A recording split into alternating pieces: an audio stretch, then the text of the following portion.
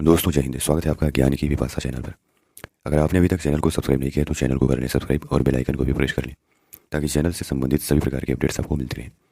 दोस्तों आज के इस वीडियो के माध्यम से हम जानेंगे कि क्या भारत के तटवर्तीय शहरों यानी मुंबई, कोलकाता समेत दुनिया भर की तटवर्तीय शहरों के डूबने का खतरा है। तो आइए वीडियो को शुरू करते हैं। डूब जाएंगे तटवर्तीय शहर।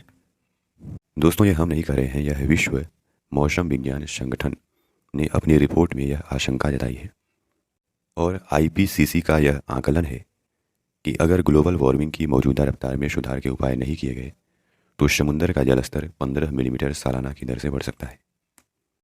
दोस्तों अखबार में छपे एक लेख के माध्यम से आइए इस विषय को समझने का प्रयास करते हैं।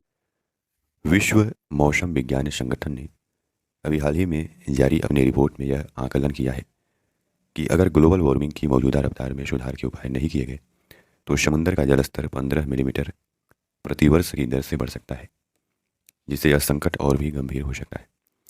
समुद्र का बढ़ता हुआ जलस्तर भारत समेत तटीय आबादी वाले तमाम देशों के लिए एक बड़ा खतरा बनता जा रहा है।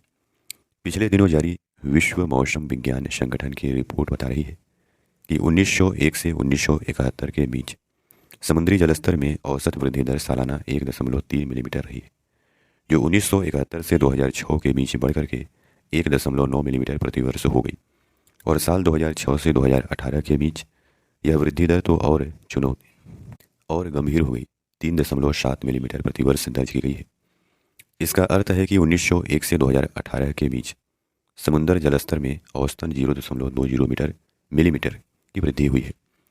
इसलिए इस रिपोर्ट की चर्चा करते हुए संयुक्त राष्ट्र के महासचिव एंटोनियो गुटेरस साहब ने चिंता जाहिर की है कि यदि हालात संभालने के लिए प्रयास नहीं किए गए तो बांग्लादेश, चीन, भारत, नीदरलैंड जैसे देशों के शहरों पर खतरा बढ़ने वाला है। वाकई में समुद्री जलस्तर के बढ़ने से कई शहर खतरे में हैं। तटीय शहर या द्वीप ही नहीं, अब जो जोखिम का दायरा बढ़ करके बड़े शहरों तक पहुंच गया है। एशिया में बैंकॉक, मनीला, हो चीन मिन, शेंजन, दुबई जैसे शहरों पर खतरा ज़्यादा है। भारत में भी मुंबई और कोलकाता जैसे शहरों में कि डूबने की आशंका इस रिपोर्ट में जाहिर की गई है। यही हाल यूरोप और उत्तर और दक्षिण अमेरिका के शहरों का भी है। विडंबना है कि अब छोटे छोटे द्वीपीय देशों की उतनी चर्चा भी नहीं होती, लेकिन कल्पना करिए कि यदि कैरेबियाई या प्रशांत के द्वीप डूबे तो उनका अस्तित्व ही पूरी तरह खत्म हो जाएगा। इंडोनेशिया शायद इसलिए अपने तटवर्तीय राजधानी जकार्ता को बदलने का योजना बनाया है। यह चिंता काफ़ी बड़ी है। अगर ग्रीन हाउस गैसों का उत्सर्जन यूं ही जारी रहता है तो साल 2100 तक समुद्र के जलस्तर में 2 मीटर तक की वृद्धि हो सकती है और साल 2000 यानी 2300 तक इसके 15 मीटर तक बढ़ने की आशंका है। जलवायु परिवर्तन पर अंतर सरकारी पैनल का आकलन है कि अगर मौजूदा स्थिति में सुधार के उपाय नहीं किए गए तो ग्लोबल वार्मिंग की रफ्तार यही बनी है रही तो समुद्र का जलस्तर 15 मिलीमीटर सालाना की दर से बढ़ेगा, यानी अगले 10 साल में यह बढ़कर 15 सेंटीमीटर हो जाएगा और आगामी 50 साल में जल का स्तर बढ़कर के 75 सेंटीमीटर तक हो जाएगा। जाहिर है तब दुनिया के कई शहर डूब जाएंगे। हमारे लिए विशेष चिंता की बात इसलिए है क्योंकि एक रिपोर्ट यह भी बता रही है कि हिमालय की नदी घाटियों में रहने वाले लाखों लोगों पर ग्लोबल वार्मिंग का सीधा असर होगा। बताया जा रहा है कि जैसे जैसे आने वाले दशकों में ग्लेशियर सिकुड़ते जाएंगे, जो हिमालय के ग्लेशियर हैं सिकुड़ते जाएंगे, सिंधु, गंगा, ब्रह्मपुत्र नदियों में पानी का बहाव बढ़ जाएगा और ज़्यादा पानी समुद्र में जाने लगेगा। इससे समुद्र का जलस्तर बढ़ेगा और उसका खारा पानी इन नदियों के डेल्टा में पसर सकता है, जिससे यहाँ पर इंसानों के लिए रहना करीब करीब नामुमकिन हो जाएगा। स्पष्ट है कि शहरों का डूबना सिर्फ एक भौगोलिक ढांचे का खत्म होना नहीं होता, बल्कि अनगिन सपनों और उम्मीदों का टूटना भी होता है। शहर के डूब जाने से वहाँ की आबादी को विस्थापन का दर्द झेलना पड़ता है। समुद्री जलस्तर में वृद्धि के कारण लोगों का पलायन होने भी लगा है, लेकिन इसको लेकर अभी तक कोई ठोस वैज्ञानिक अध्ययन नहीं किया गया। लेकिन ये आशंका है कि तटीय इलाकों के समुद्र में समा जाने से दुनिया के करीब 1 अरब आबादी प्रभावित होगी। ऐसा नहीं है कि इसको रोकने के उपाय नहीं किए जा रहे हैं। एक बड़ी कोशिश तो यह हो रही है कि ग्लोबल वार्मिंग की रफ्तार थामी जाए। 19वीं सदी के अंत के बाद से पृथ्वी की सतह का औसत तापमान 1.1 डिग्री सेल्सियस बढ़ गया है।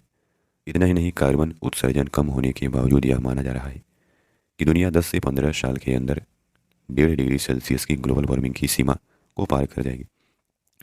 इसे रोकने के लिए तमाम देश लगे हुए हैं, सालाना सम्मेलन हो रहे हैं।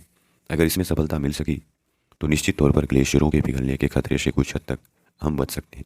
मगर यदि किसी कारणवश ऐसा न हो सका तो उस सूरत के उपाय भी अमल में लाए जा रहे हैं। सबसे पहली कोशिश जल प्लावन के जोखिम वाले तटीय इलाकों को फिर से मानव बस्ती बसाने लायक बनाना। इसके लिए समुद्री तटों पर कृत्रिम बालू डाला जाता है। तटों पर दीवारें खड़ी कर बांध बनाना, तूफान के असर को कम करने के लिए उपाय करना भी सरकारों की प्राथमिकता में है। एम्स्टर्डम यानी नीदरलैंड में ऐसा प्रयोग हो चुका है जो सफल साबित हुआ है। इससे समुद्र में समा चुकी जमीन को फिर से रहने लायक बनाया गया। पारिस्थितिकी तंत्र को सुधार करके भी समुद्री जलस्तर के बढ़ने के खतरे को कम किया जा सकता है।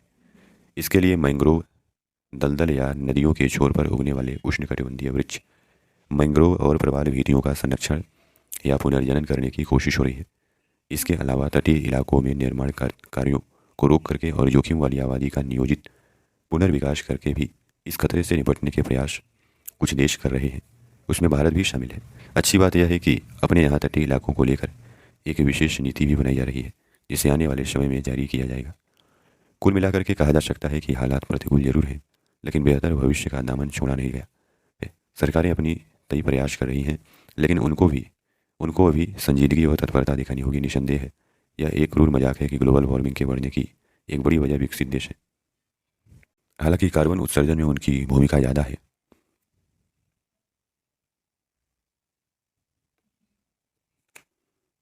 इसके बावजूद भी वह अपनी जिम्मेदारी निभाना नहीं चाहते। ऐसे में संयुक्त राष्ट्र महासचिव का कहना सही जान पड़ता है कि हमें जलवायु संकट का समाधान करना ही होगा, तभी हम अपने